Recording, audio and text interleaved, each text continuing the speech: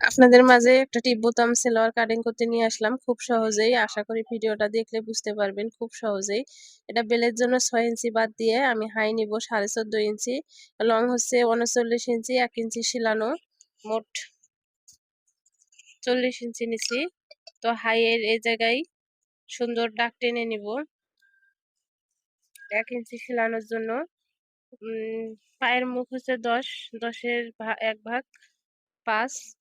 এই জায়গা থেকে আমি 5 ইঞ্চি নিব। এই জায়গা ফাড়া থাকবে টিপ বোতামের। তো এই জায়গায় দুই সুতা কম 6 ইঞ্চি নিছি। এরকম সোজা করে দাগ টেনে নেওয়ার পর এই জায়গায় আপনি 1.5 থেকে 2 ইঞ্চি এরকম হাইটা শেপ দিয়ে দিবেন। তারপর ফিটিং এর জন্য আমি স্কেল দিলে এই জায়গায় লুজ হইব, তাই আমি ফিটিং এর বানাবো। ফিটিং এর জন্য হাত দিয়ে দাগ টেনে নিবেন। তারপর দেখেন আমি কাটিং করতেছি।